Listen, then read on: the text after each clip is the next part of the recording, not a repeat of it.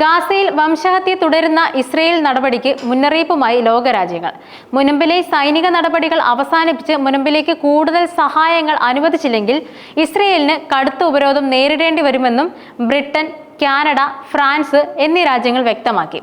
British പ്രധാനമന്ത്രി care Starmer, Canadian പ്രധാനമന്ത്രി mark Carney, French president Emmanuel Macron എന്നീ നേതാക്കൾ സംയുക്തമായി പുറത്തുവിട്ട പ്രസ്താവനയിലാണ് ഇസ്രയേലിനോടുള്ള നിലപാട് വ്യക്തമാക്കിയത്.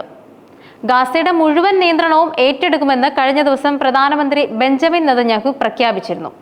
ഇതിനു പുറമെ ഗാസയിൽ സൈനിക നടപടികൾ വ്യാപിപ്പിക്കുന്നതിന്റെ ഭാഗമായി ഗിഡിയോൺ ചാരിയോട്സ് പുതിയൊരു ഓപ്പറേഷനും ഇസ്രയേൽ സൈന്യം ആരംഭിച്ചു. ഇസ്രയേൽ സർക്കാർ ഗാസയിലെ ജനങ്ങളുടെ അടിസ്ഥാന അവകാശങ്ങൾ ലംഘിക്കുന്നത് അംഗീകരിക്കാനാവില്ലെന്നും ഇത് അന്താരാഷ്ട്ര നിയമങ്ങളുടെ ലംഘനമാണെന്നും ലോക നേതാക്കൾ സംയുക്ത പ്രസ്താവനയിൽ വ്യക്തമാക്കി. ഇതിനു പുറമെ വെസ്റ്റ് ബാങ്കിലെ ഇസ്രയേലി കുടിയേറ്റത്തെയും നേതാക്കൾ വിമർശിച്ചു. വെസ്റ്റ് ബാങ്കിലെ ഏതൊരു കുടിയേറ്റത്തെയും ശക്തമായി എതിർക്കുന്നുവെന്നും ഇസ്രയേൽ സമാനമായ നിലപാട് തുടരുകയാണെങ്കിൽ ഉപരോധമടക്കമുള്ള നിലപാടുകൾ സ്വീകരിക്കുമെന്നും പ്രസ്താവനയിൽ പറയുന്നുണ്ട്. അതേസമയം ഹമാസ് സംയുക്ത പ്രസ്താവനയെ സ്വാഗതം ചെയ്തു.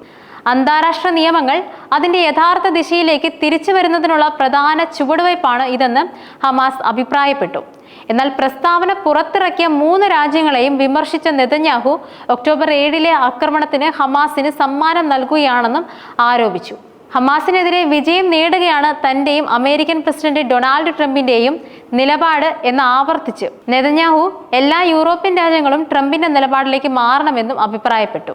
യുദ്ധക്കെടുതിയിൽ തകർന്ന ഗാസ മുനമ്പിലേക്ക് കൂടുതൽ സഹായം എത്തിയില്ലെങ്കിൽ 48 മണിക്കൂറിനുള്ളിൽ 14,000 കുഞ്ഞുങ്ങൾ മരിക്കുമെന്നും ഐക്യരാഷ്ട്രസഭയുടെ മുന്നറിയിപ്പുണ്ടായിരുന്നു. അതിനിടെ 10 ആഴ്ച നീണ്ടുനിന്ന ഉപരോധത്തിനൊടുവിൽ ഗാസയിലേക്ക് അവശ്യ വസ്തുക്കളുടെ 5 ട്രക്കുകൾ മാത്രമാണ് കടത്തിവിട്ടത്.